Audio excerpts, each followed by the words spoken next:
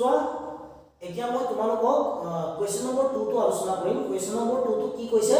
তলৰ সংখ্যা কেইটাৰ ঘনফল নিৰ্ণয় কৰা হয়নে তলৰ সংখ্যা কেইটাৰ ঘনফল নিৰ্ণয় কৰিব কৈছে এতিয়া চোৱা তোমালোকে পৰীক্ষাত 19 ৰ ঘনফল কিমান বুলি ক'লে 19 ক 3 বাৰ পূৰণ কৰিবা 21 ক 3 বাৰ পূৰণ কৰিবা এনেকুৱা কৰিলে বহুত সময় আমাৰ লোকচান হৈ যাব সেই কাৰণে সময়টো বচাবৰ কাৰণে মই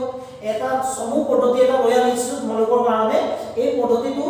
ভালকে মন দি শিকি লোৱা যাতে তোমালোকৰ পৰীক্ষাত গৈ মেলি সময়টো বাছে যাতে এইখিনি পূৰণ কৰি থাকোতে বহুত সময় নষ্ট হৈ যাব হয় না তোমালোকে যদি এই নিয়মটো ভালকে শুনি লোৱা বুজি লোৱা তেনেহলে তোমালোকৰ লাভ হ'ব এই কোৱেশ্চন মই 19 টো এটা কৰি দেখুৱাইছো চোৱা 19 টো কেনেকে একদম নিয়মটো মাত্ৰ তিনটা ষ্টেপতে তোমালোকে কৰি পেলাব পাৰিবা এতিয়া মই 19 টো ইয়াতে ভাঙি দেখুৱাইছো চোৱা ইয়াক কিউব কৰিব লাগে ঘন কৰিব লাগে হয় ঘন উলিয়াব লাগে এতিয়া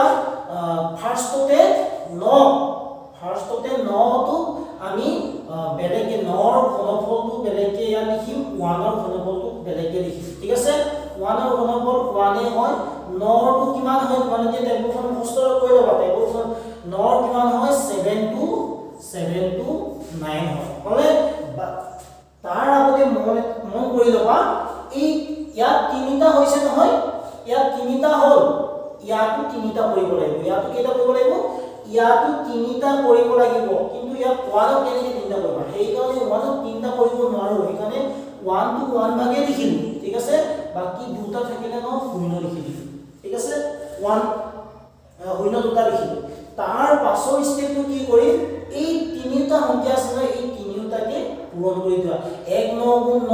3 9 গুণ 27 তিনিটাকে পূৰণ কৰি দিয়া 1 into 9 into 3 equal to 27 27 যোনটো এনসার পাবা 27 টো এইটো তোমালোকে যোনটো অৰিজিনাল নম্বৰ আছে অৰিজিনাল কিমান নম্বৰ আছে 19 তাৰ লগত পূৰণ কৰি দিয়া 27 into 19 এতিয়া কিমান হ'ব 7 9 63 3 6 গুণ 2 9 18 19 20 21 22 23 24 1 7 গুণ 27 হ'ল এনেহলে যোগ কৰি দিয়া 3 7 8 9 10 11 11 1 উপৰিলে 1 4 কে 5 এতিয়া সব 513 পালো নহয় এই 513 টো তোমালোকে এইটোৰ লগত যোগ কৰি দিয়া এটা ঘৰ এৰি মেলি যোগ কৰিব লাগিব অৰ্থাৎ এই ঘৰটো এৰি মেলি তাৰ পাছত লিখিম 3 1 তাৰ পিছত 5 যোগ কৰি দিয়া 9 হ'ল 3 4 5 যোগ কৰিব লাগে 3 4 5 হ'ল 7 8 5 1 6 তোমালোকৰ এনসাৰটো এইটো ওলাইব তেনেহলে 19 ৰ ঘনফল কিমান 6 8 5 9 এইটো মই কেনেকৈ উলিয়ালো ভালকে মন দি চাই লোৱা মই 21 টো আকৌ এবাৰ উলিয়াই দেখুৱাই দিছো চোৱা 21 টো ঠিক আছে 21 টো 21 ফাৰ্ষ্টতে মই কি কৰিলো ইয়াৰ ঘনফল উলিয়াবলৈ 1 ৰ ঘনফলটো বেলেগকে উলিয়ালো 1 এ হ'ল বাকি তিনটা কৰিব লাগিব বুলি কৈছো নহয় সেই কাৰণে 0 দুটা দিও তিনটা হৈ গ'ল এটা দুটা তিনটা ইয়াৰ কাৰণে আমি কিমান হ'ব ইয়াৰ ঘনফলটো 8 হয় 8 লিখিলো বাকি ইয়াকো তিনটা কৰিব লাগিব এটা দুটা তিনটা হৈ গ'ল হয়নে হ'ল এতিয়া এই তিনিওটাকে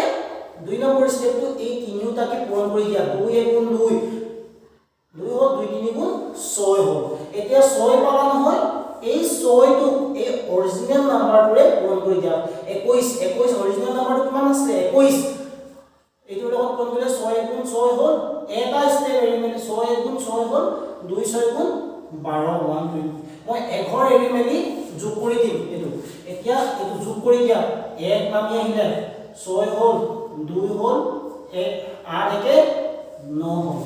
এইটো তোমালোকৰ ইয়াৰ ঘনফল হ'ব 21 ৰ 9261 ঠিক আছে এতিয়া কোৱেশ্চন নম্বৰ 3 to 23 টো কৰিছো 23 টো একে স্টাইল একে নিয়মত কৰিম কিউব টো এতিয়া সব 3 ৰ ঘনফলটো কিমান হয় 3 ঘনফল কিমান হয় 27 এইটো মুখস্থ কৰি লবা 2 ঘনফল কিমান হয় 2 to 8 হয় এতিয়া ইয়াত সব তিনটা কৰিব লাগিছিল দুটাহে হৈছে এইবাৰে ইয়াত 0 এটা দিলো ইয়াত তিনটা কৰিব লাগিব এটা দুটা তিনটা হৈ গ'ল এটা দুটা তিনটা এটা দুটা তিনটা তাৰ পাছত কি কৰিম এই তিনিটা পূৰণ কৰিম 2 3 গুণ 6 3 6 গুণ 18 হ'ল 18 যোনটো 18 পাম এই 3 টো আমি এই অৰিজিনাল নাম্বাৰটোৰে 23 টোৰে পূৰণ কৰি দিম তেনেহলে 23 আৰু 18 পূৰণ কৰা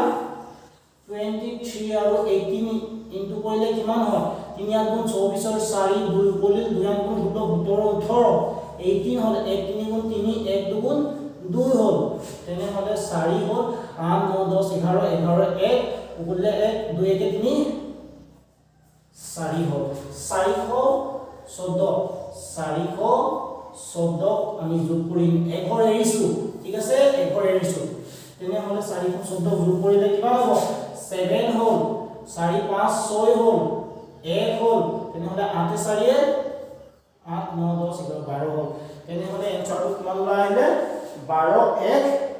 6 7 গতিকে 23 কিমান হ'ব 12 1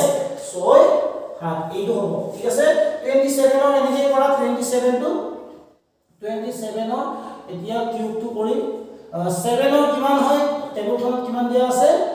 343 হয় এটা দুটা তিনটা হল তোৰ কিমান হয় 8 হয় 0 0 দিলু হয়নে তাৰপিছত এই তিনিটাকে 2 হাত গুণ 14 3 হাত গুণ 3 14 কিমান হয় 42 হয় 42 27 এৰে